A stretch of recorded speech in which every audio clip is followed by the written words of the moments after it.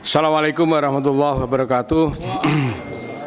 Yang kami hormati dan sekaligus kami ucapkan selamat atas penugasan Pak Menteri Agama, Wakil Menteri Agama, Badan Pelaksana Haji dan juga Wakil Badan Pelaksana Haji.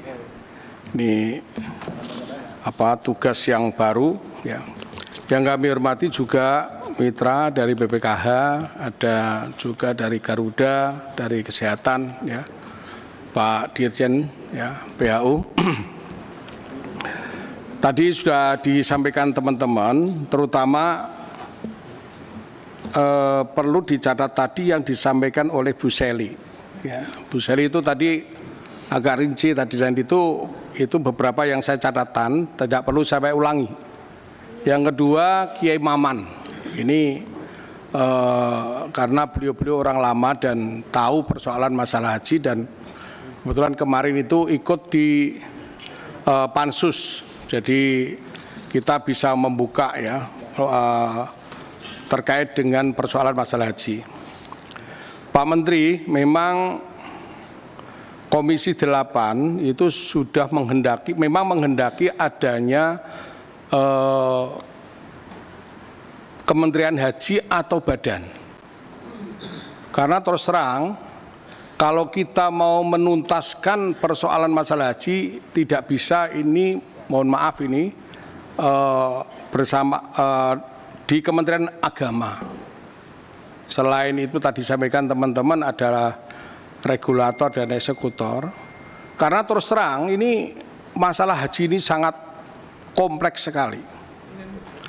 Kasus 2023 yang terjadi kasus di Arafah dan Musdalifah, itu sebenarnya kami di Komisi 8 itu menghendaki adanya kita langsung rapat evaluasi masalah haji. Tapi karena waktunya dari Kementerian Agama dan jadwalnya begitu ketat, sampai kita menjelang haji baru kita rapatkan bahasan untuk evaluasi 2023 pun tidak terlaksana, sehingga kita akhirnya berbicara kaitannya dengan persiapan haji 2024. Itu pun panja dibuat, kami selaku ketua panja hanya mempunyai waktu 1 bulan, rapat dari pagi sampai malam, membahas masalah panja, dan panja sendiri itu kami akui tidak menghasilkan satu hasil panja yang komprehensif. Karena masih banyak celah-celah yang tidak bisa tersisirkan, tidak bisa kita sisir. Karena waktu itu kami harus menghadapi pileg, jadi waktunya habis. Oleh karena itu, pada kesempatan ini, perhatian Pak Presiden, Pak Prabowo Subianto, untuk haji terlaksana supaya lebih baik, beliau memutuskan membentuk Badan Haji, Badan Pelaksanaan Haji, yang dipimpin oleh beliau Gus Irfan dan sahabat saya Pak Dahlil. Ya, ini beliau berdua adalah kepercayaan daripada Pak Presiden. Oleh karena itu, saya tidak akan mengulas tadi disampaikan oleh teman-teman, oleh Bu Seli, Pak Maman, ada juga dari ini Pak Ahmad ya. Kami berkeinginan untuk menuntaskan persoalan masalah haji itu lebih tuntas, biar cepat ya. Segera kami bentuk namanya Panja Haji. Kami sudah sepakat dengan para pimpinan bahwa karena kalau kita harus mengikuti siklus yang dilaksanakan oleh, yang diputuskan oleh Kementerian Haji Arab Saudi, jadi kami harus ini Komisi 8 ini harus rapat lebih mengutamakan persoalan masalah persiapan haji 2025. Karena terus terang, Pak Menteri, agak lama sedikit ini, saya lihat dan sudah kami jalankan selama 5 tahun di Komisi 8. Dan saya cross check dengan teman-teman Komisi 8 yang sudah 2 periode. Setelah kami dalami yang namanya pansus angket haji kemarin, itu teman-teman Komisi 8 meskipun sudah 2 periode atau 10 tahun, kami sudah 5 tahun. Banyak hal-hal yang di lapangan tidak pernah kita ketahui. Contoh ini yang gampang saja, bahwa kita selalu melaksanakan namanya panja haji itu 3 bulan atau 4 bulan sebelumnya. Ternyata siklus yang dilakukan tahapan oleh Kementerian Arab Saudi itu sudah jalan. Sehingga kami ini membahas panja pagi, siang, malam itu berbusa-busa. Ternyata ini mohon maaf, Kementerian Agama sudah melaksanakan kontrak-kontrak di sana.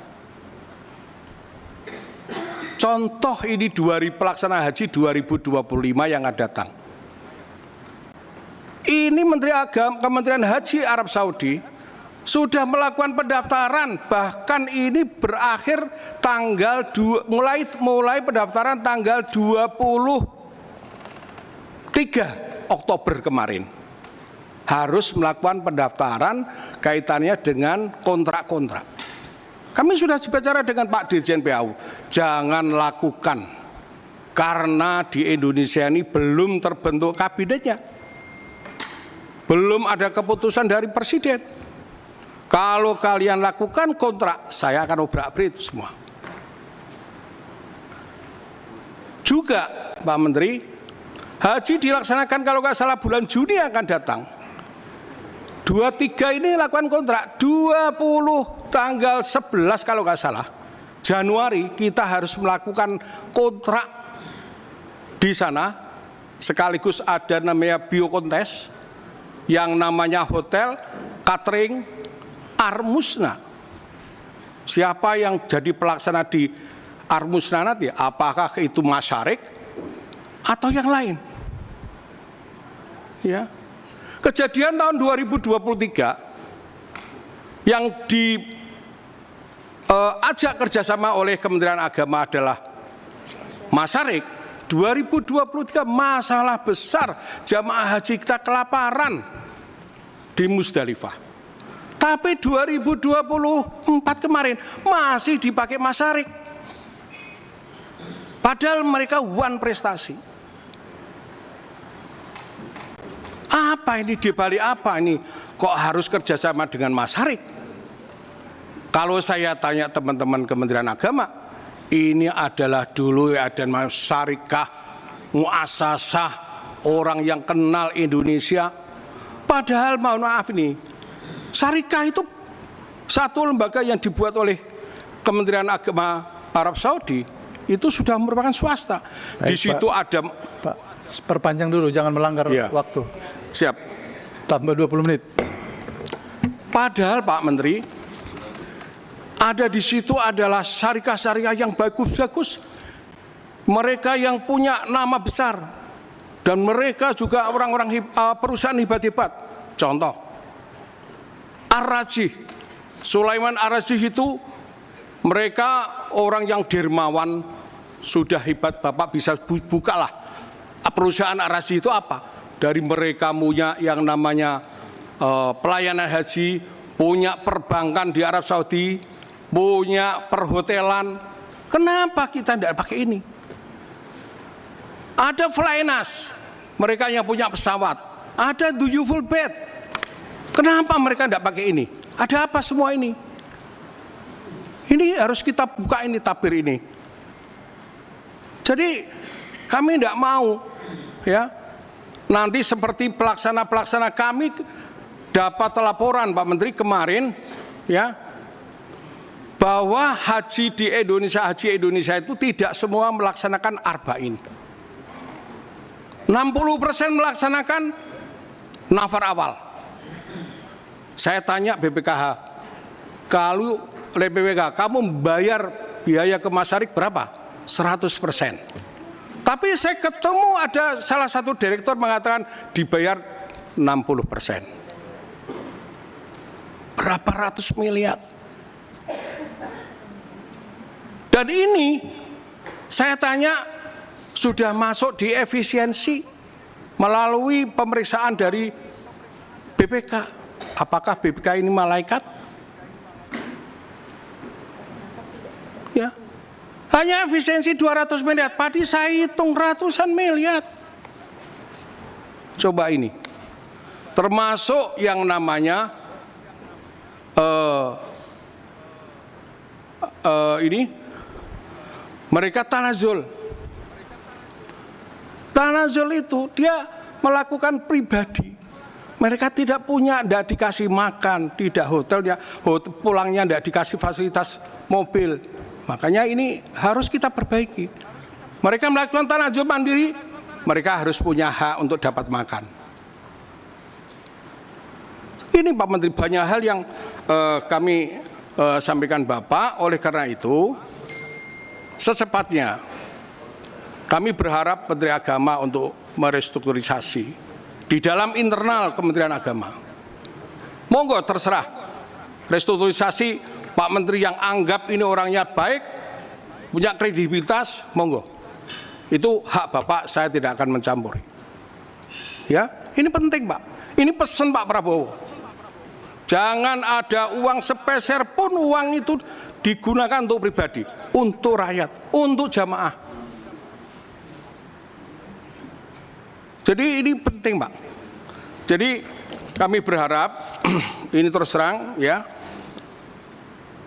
Kami ini akan bersama-sama pimpinan sudah sepakat. Kami ke Arab Saudi Pak. Sebab pimpinan dalam waktu dekat ke Arab Saudi ya, menemuin beliau-beliau yang dalam arti bukan kami adalah untuk kepentingan pribadi, kepentingan untuk pelaksanaan haji ke depan. Saya berharap nanti meskipun ini masih ditangani oleh Kementerian Agama, kasih kesempatan oleh Badan Haji, ya, mereka biar sambil belajar untuk melaksanakan haji tahun 2025 yang akan datang.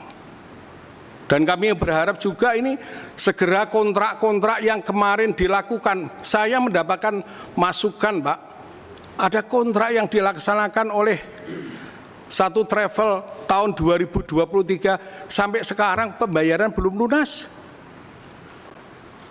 Mohon ini Kementerian Agama, mohon Pak Fadlul sampaikan.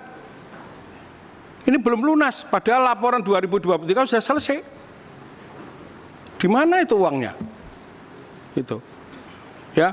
Jadi terus terang ini kaitannya dengan masalah kuota. Jangan sampai terulang lagi. Kemarin kenapa kami harus melakukan pansus dan angket? Dikarenakan komunikasi kita jelek dengan mitra. Tidak ada yang namanya komunikasi yang baik. Kami dianggap ini Komisi 8 ini anak bawang semua. Kami kalau tidak melihat Pak Presiden Pak Jokowi, udah kita mau ramein sekalian. Dari mulai menjadi menteri, kami sudah tidak dianggap, sampai masalah haji, kami juga tidak dianggap. Bayangkan kami ini memimpin panja, kuota haji diputuskan 241.000, kami sudah tanyakan, apakah ini tambahan dipakai untuk reguler atau bagaimana Pak Menteri? Tidak, pakai untuk semuanya untuk reguler, tidak ada khusus. Baru 241.000 kita potong 8%. Ya. Untuk haji khusus. Tapi ternyata keputusan panja kami tidak dianggap. Keputusan daripada panja ke raker sampai keputusan presiden, ya, keputusan harga biaya haji 93 juta itu keputusan sampai ke tingkat presiden tidak dipakai.